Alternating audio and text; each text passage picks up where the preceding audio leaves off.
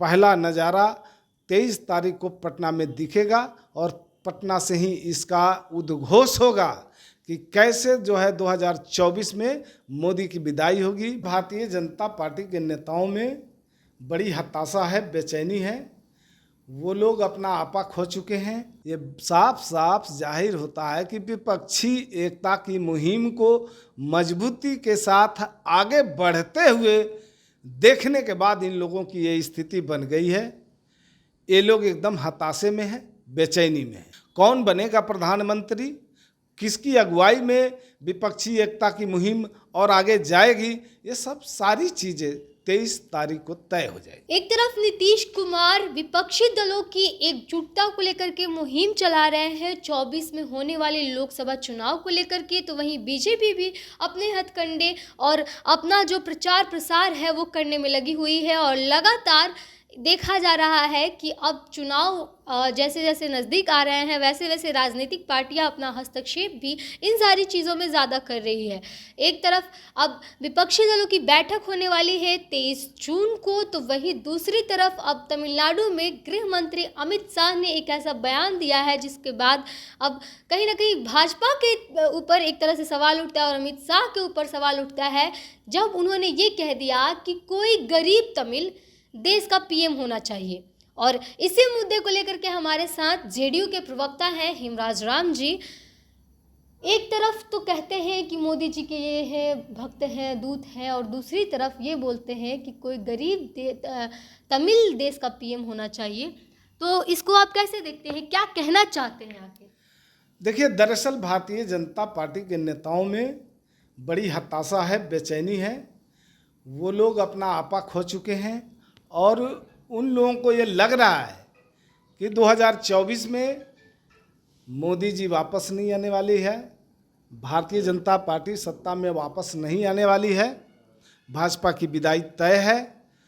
तो इस तरह की बात ये लोग बोल रहे हैं। दूसरी बात कि ये लोग जो देख रहे हैं कि देश के अंदर जो अभी 23 तारीख को पटना में विपक्षी दलों की जो बैठक है, ये सारे चीज़ों को देख रहे हैं ये लोग कि किस तरह से बिहार में महागठबंधन बना और बिहार का जो महागठबंधन बिहार मॉडल बन करके पूरे देश में उभरता हुआ दिखा और इसकी रोशनी सभी राज्यों में गई। और हमारे नेता आदरणीय नीतीश कुमार जी सभी राज्यों में जा कर के सभी नेताओं से मिल कर के जो विपक्षी एकता की मुहिम को आगे बढ़ाया और आज उसका जो है पूरी तरह से यह हम ये कह सकते हैं कि हम हर तरह से सफलतापूर्वक आगे मजबूती के साथ बढ़ रहे हैं। और उसका जो है पहला नज़ारा 23 तारीख को पटना में दिखेगा और पटना से ही इसका उद्घोष होगा कि कैसे जो है 2024 में मोदी की विदाई होगी, भाजपा मुक्त भारत बनेगा। विदाई से पहले ये तो बताइए कि आपका नेतृत्व जो कर रहा है उसको आप लोग प्रधानमंत्री बनाना चाहते हैं कि नहीं? नेता कौन है आखिर विपक्षी दल का? प्रधानमंत्री का चेहरा कौन है? उम्मीदवार कौन है?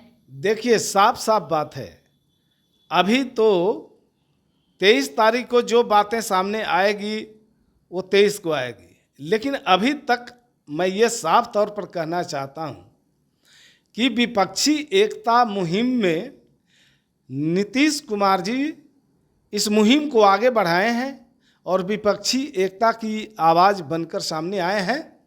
लेकिन देश का प्रधानमंत्री कौन बनेगा 2024 में, ये तो जब हम चुनाव लड़ेंगे, चुनाव जीतेंगे, उसके बाद हम लोग तय करेंगे कौन बनेगा प्रधानमंत्री। यहाँ पे रोकना चाहूँगी, इसलिए रोकना चाहूँगी क्योंकि इसके पहले लगातार जेडीयू की तरफ से और आरजेडी की तरफ से ये बयानबाजी की जा रही थी कि नीतीश कुमार प्रधानमंत्री बनेंगे। इफ्तार पार्टी के दौरान लाल किला के पास उनका फोटो लगवाया गया, लिखा गया कि देश को आपका इंतज़ार है और जनता आपके लिए बेकरार है, ऐसा कर करके पोस्टर लगाया गया कि नीतीश कुमार प्रधानमंत्री बनेंगे, प्रधानमंत्री के उम्मीदवार है। फिर आप कैसे आज अचानक से ललन सिंह प्रेस कॉन्फ्रेंस करके और ये बोलते हैं कि नीतीश कुमार को प्रधानमंत्री का चेहरा कभी बताया ही नहीं गया? देखिए, सही बोले हमारे आदरणीय राष्ट्रीय अध्यक्ष महोदय।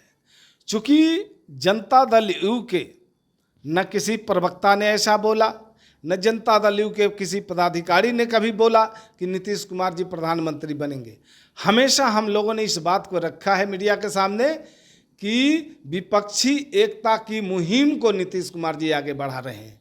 कौन बनेगा प्रधानमंत्री, किसकी अगुवाई में विपक्षी एकता की मुहिम और आगे जाएगी, ये सब सारी चीज़ें 23 तारीख को तय हो जाएगी। लगातार जेडीयू के तरफ से ये कहा जा रहा था कि नीतीश कुमार प्रधानमंत्री का एक चेहरा है, उम्मीदवार है 24 में, और उसीलिए विपक्षी दलों को वो एकजुट कर रहे हैं। और आप कह रहे हैं कि जेडीयू की तरफ से बात नहीं गई है।